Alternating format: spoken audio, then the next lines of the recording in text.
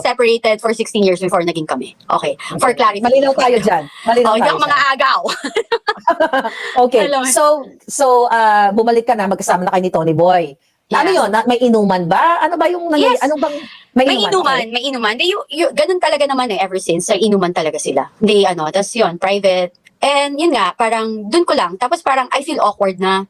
So parang I let them be. Kasi hindi talaga ako makwento pag di ko close eh. Parang nakaupo lang Siyempre ako. first time pa lang. Oo. Yeah, at saka even kahit na-meet na kita, hindi ako mag-a-approach, nahihiya ako. Ganun yung personality Yun yung personality mo. Pero if you start a conversation, I'm confident naman. Pero yung hiya na parang feeling close, hindi ako feeling close na tao. Kaya nga hindi ako lumalabas, hindi rin naman niya ako pinapayagang lumabas or mag-attend. Lumabas. Kasi sabihan niya nga, ako before na, huwag ka mag-attend ng mga ganyan. Kasi yung mga tao dyan, yung mga totoo. In fairness naman, alam mo yun, Sinasabihan ka ni Tony Boy Florenda. yeah, na huwag kang ano dyan.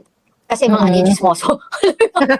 Okay. So, bumalik na kayo sa table na yon. Sino-sino yung mga tao doon sa table na yon? Sa loob Actually, ng bahay ni Marcos. it's not a table eh. We're just walking, tas sofa. Tas umupo lang ako doon, tapos nandun sila, nagkakwentuhan lang sila, ganyan, tas nagiinuman. Yan. Tapos Inuman sila. Nagiinuman. So, di ba, since inalok ka ni Lisa kung gusto mo, what do you want?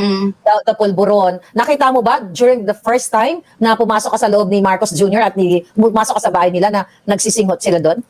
Oo naman, kasi sila lang nandun eh. 'Di ba? Parang tas ako, andun din, parang sabi ko pa nga, ayoko dito. Sabi ko, ayoko dito. Sinabi ko kay Tony Boy that time. Tapos, sabi niya, oh, I'm sorry. Kasi bago lang kami.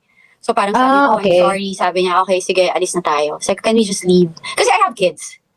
Alam mo yun, I have a brother na naging drug addict. So I'm very sensitive with alcoholism and drugs. I'm against it. Oh, may bad And- experience ka. So, Yes, you know, talaga nasira yung family ko. So parang, even with Tony Boy, like yun yung rules ko sa kanya. Sabi ko, kasi nung nagde-date kami, nung nag-start kami 3 months, tapos parang nahuli ko na ginagawa niya nga, tapos nagalit pa ako and everything. Sabi ko sa kanya, I don't think it's gonna work. Kasi kung maging magkaibigan na lang tayo, kasi parang hindi ko to kaya. Kasi it will, parang, kung hindi mo kayang matanggal yan, tsaka matanda ka na, kapag kunwari, ginagawa mo pa rin to, pag may nangyari, tapos kasama kita, katabi kita, matulog, ako sisisihin ng mga anak mo, Pamilya, ng family mo, wala naman akong alam, and I don't do that. Hindi po malinis ang buhay ko. Hindi rin naman ako masama, wala akong krimen or anything, but, di ba may boundaries eh. Parang Yes. in any relationship, yun yung gusto ko. Parang kaya nga, I'm very blessed to have like wonderful kids. Di ba? Siguro yun lang na yung binigay ng Diyos sa akin. Kasi, kung meron akong mga maling nagawa sa buhay ko is, ayoko lang talaga yung bisyo. Kasi sa totoo lang ha, Marlica, I find it super, super kabobohan and stupid na nagtitake ka ng drugs. Anong mapapala mo dyan? You know, parang, anong makukuha mo dyan? Parang nag-change kaya yung attitude, yung thinking mo, kaya spontaneous eh, mag-decide. Kitang-kita ko yan. Kapag yung parang pagtitrip, bigla lang magde-decide, mangbubuli, ayoko niyan. Gawin mo to. You know, parang gano'n. Parang manunutok ng barel, manununtok, yung parang mang-i-ins mo to. Like, Mood bipolar. Mood swings, bipolar disorder, parang ADHD na malala. Hindi ko alam. Kompleto. Nothing against Praning.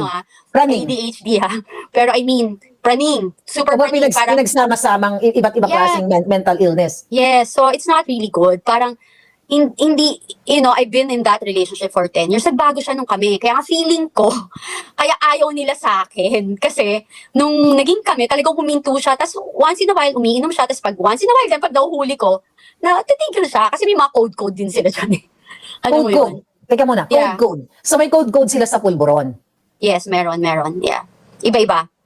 So, yung isa, t-shirt, white shirt, ganyan. So, Ano yung white shirt? Ano yung white shirt? polvoron. Kunwari, kunin mo Yung, 20 na white shirt, ganon. Ako kasi, because 20 na white shirt, like 20 sachet, grams. 20, Siguro 20 grams, whatever. Oo. Okay. So, parang, whatever na ano nila. So, parang, kasi ako, meron akong parang may listahan din ako ng mga code ng kung paano sinasabi yan. Kasi nga, image ko Nilista mo yung mga code. Oo. Oo, so parang kailangan ko malaman yung mga ganyang bagay. 'Di ba? Para at least alam ko rin. And I'm very careful kasi nga, may sakit din siya. Siyempre, pag mahal mo yung tao, 'di ba? Ayaw mo naman mamatay agad. Hello, hindi ka mapumunta doon para, 'di ba? Yeah. Alam mo yun? So sabi mo kanina na somehow nagbago yung ex-partner mo, si